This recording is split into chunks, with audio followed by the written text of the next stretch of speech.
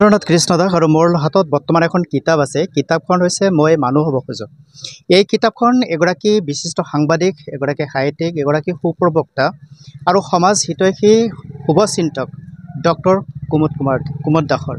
আৰু এই কুমুদ দাস দেৱে ইতিমধ্যে তেখেতৰ যিখিনি মননশীল অনুভৱ, সেই অনুভৱখিনি তেখেতৰ ফেচবুকৰ যোগেদি খুব চমুকৈ ইতিমধ্যে প্ৰচাৰ কৰি তেখেতে কিন্তু এটি জনপ্ৰিয়তা লাভ কৰিবলৈ সক্ষম হৈছে।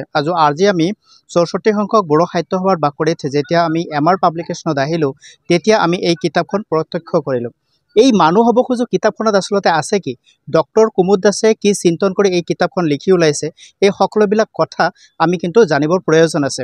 আৰু বৰ্তমান সময়ত এই কিতাপখন আমি অনুভৱ কৰোঁ, যিমান দূৰ মই পঢ়িছোঁ, পঢ়ি পেলাই মই যিমানখিনি চাইছোঁ, আমি দেখিছোঁ যে এই কিতাপখন যদি আমি অভিভাৱকসকল অধ্যয়ন কৰোঁ আৰু আমাৰ সন্তানক যদি আমি ইয়াৰ প্ৰতিটো বিষয় যদি ভালদৰে শিকাওঁ, তেনেহ'লে প্ৰকৃততে তেওঁ মানুহ হ'ব পাৰিব। বৰ্তমান মানুহ হোৱাৰ প্ৰতিযোগিতা চলিছে। শিক্ষিত হৈছোঁ আমি, ডাঙৰ হৈছোঁ আমি, কিন্তু ভাল মানুহ হোৱা, প্ৰকৃত মানুহ হোৱাৰ যিটো দৃষ্টান্ত বৰ্তমান সময়ত কিন্তু খুবেই বিৰল। তেনে ক্ষেত্ৰত এই মানুহ হ'বলৈ, প্ৰকৃত মানুহৰ মাজত, মানুহৰ ভিৰৰ মাজত মানুহ এজনে বিচাৰি পোৱাটো বৰ্তমান সময়ত কিন্তু খুবেই দুৰ্লভ। তেনে ক্ষেত্ৰত মানুহ আমি প্ৰকৃততে কেনেকৈ হ'ব পাৰোঁ? হাত ভৰি চকু নাক কাণ থাকিলেই, আমাৰ ইন্দ্ৰিয় সমস্ত সুস্থ থাকিলেই আমি উচ্চ শিক্ষাৰে শিক্ষিত হ'লে আমি মানুহ হওঁনে? নেকি আমি মানৱ সমাজ হেৰাই থকা মানৱীয় প্ৰমূল্যবোধৰ মাজত দুই এটা ভাল কাম কৰিলে আমি মানুহ হওঁনে? নেকি আমাৰ নৈতিক স্খলনৰ মাজত যেতিয়া আমি আমাৰ মানৱতাৰ কথা কোৱা মাত্ৰেই, উপদেশ দিয়া মাত্ৰেই, পৰামৰ্শ দিয়া মাত্ৰে আমি মানুহ হওঁনে? এই সকলোবিলাক কথাৰ কিন্তু আঁতিগুৰি বিচাৰিবলৈ হ'লে আমি এই মানুহ হ'ব খোজো কি গ্ৰন্থখন পঢ়িব লাগিব। মই আজি মানুহ হ'ব খোজো গ্ৰন্থখনৰ কেইটামান যি বিষয়কেইটা ইয়াত সন্নিৱিষ্ট কৰিছে মই কিছু জনাব খুজিছোঁ। যি কথা ভুলতে সন্তানক শিকাই দিয়ে পিতৃ মাতৃয়ে, এইটো এটা সূচী, আৰু এই সূচীত ভিতৰত যিখিনি কথা আছে সেই কথাখিনি কিন্তু খুবেই জানিবলগীয়া। তেখেতে ইয়াত কৈছে যে আমি সকলোৱে মানুহ হ'ব খোজোঁ, যদিওবা মানুহ হিচাপে আমি জন্ম লওঁ, জীৱনৰ বাট বুলি বহু সময়ত আমি মানুহ হৈ নাথাকোঁ। আমি পোহৰ বিচাৰি যাওঁ, আমি যে মানুহ হিচাপে থাকিবলগীয়া দয়া, কৰোণা, মমতা, সহ্য শক্তি আদি অনেক গুণ আমি কৰ্ষণ কৰিব নোৱাৰাৰ বাবে আমি নিজেই কষ্ট পাওঁ আৰু আনকো কষ্ট দিওঁ। প্ৰতিজন মানুহেই যদি মানুহ হোৱাৰ চেষ্টা কৰিলেহেঁতেন, কিছু হ'লেও এই পৃথিৱীখন সঁচা অৰ্থত মানুহৰ পৃথিৱী হৈ ৰ'ব। উপায় নাই, জীৱন যাত্ৰাপথত আমি কেতিয়াবা কঠোৰ হওঁ, কেতিয়াবা আমি অজানিতে ভুল কৰোঁ, আৰু তেতিয়াও আমি মানুহ হৈ থাকোঁ। কিন্তু সঁচা অৰ্থত মানুহ হোৱাৰ যাত্ৰাত ভুল কৰিও ভাল যাত্ৰাৰ অংশীদাৰ হ'ব পৰাটো কিন্তু ডাঙৰ কথা। এই যিটো অনুভৱ, আপুনি এই কথাখিনিৰ মাজত নিশ্চয়কৈ উপলব্ধি কৰিব পাৰিছে তেখেতে কিমান গভীৰভাৱে পৰ্যবেক্ষণ কৰিছে আমাৰ বৰ্তমান মানৱীয় সামাজিক প্ৰেক্ষাপটত, আৰু তাৰ মাজৰ পৰা তেখেতে অভিজ্ঞতাৰ লেচৰে বুটলি আনি আমাক দিবলৈ চেষ্টা কৰিছে। মাতৃয়ে যাতে আমৃত্যু সন্তানৰ বাবে মংগল কামনা কৰিও শেষত বৃদ্ধাশ্ৰমৰ বাসিন্দা হ'বলগীয়া নহয়, তাৰ বাবে আমাৰ শিক্ষক, অভিভাৱক আৰু অগ্ৰজসকলৰো কিছু কৰণীয় আছে। এই পৰিৱৰ্তিত সময়ৰ ধামখুমীয়াত সঁচা অৰ্থত মানুহ যাতে হেৰাই নাযায়, সেইবাবে আজিৰ তাৰিখত আমি পৰ্যায়মানে পৰিস্থিতিৰ বিশ্লেষণ কৰিব লগা হৈছে।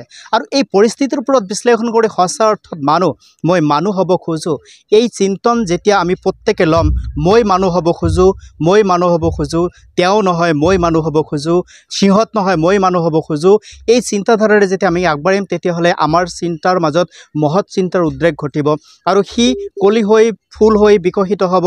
আৰু আপুনিও সংকল্প লওক, মই মানুহ হ'ব খোজোঁ। ৬৪ সংখ্যক বড়ো সাহিত্য সভাৰ বাকৰিৰ পৰা এমাৰ পাব্লিকেশ্যনত উপলব্ধ এইখন কিতাপ মই মানুহ হ'ব খোজোঁ, ডক্টৰ কুমুদ দাস।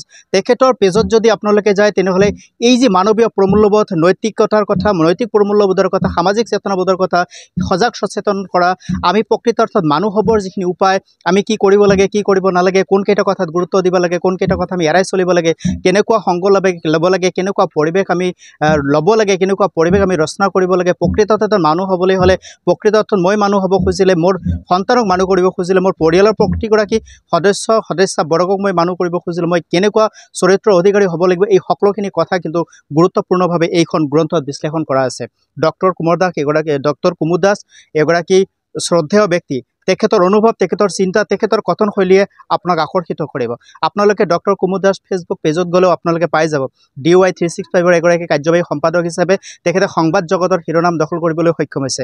বিশিষ্ট সন্মানেৰে তেখেতে সন্মানিত হৈছে আৰু বৰ্তমান সামাজিক প্ৰেক্ষাপটত তেখেতৰ চিন্তন আৰু তেখেতৰ মননশীল এইখিনি কথা এই অনুভৱৰ লেচৰি বুটলি আনি আমাৰ সমাজখনত আমাৰ যুৱ প্ৰজন্মত বিলাই দিবৰ কাৰণে যিখিনি কৰ্ম কৰিছে সঁচা অৰ্থত তেখেতে এগৰাকী সচেতন নাগৰিক হিচাপে এগৰাকী মানৱ সেৱক হিচাপে সমাজ হিতৈষী হিচাপে কিন্তু উপযুক্ত কৰ্ম কৰিছে বুলি মই যতীন্দ্ৰনাথ কৃষ্ণদাসে বিশ্বাস কৰোঁ।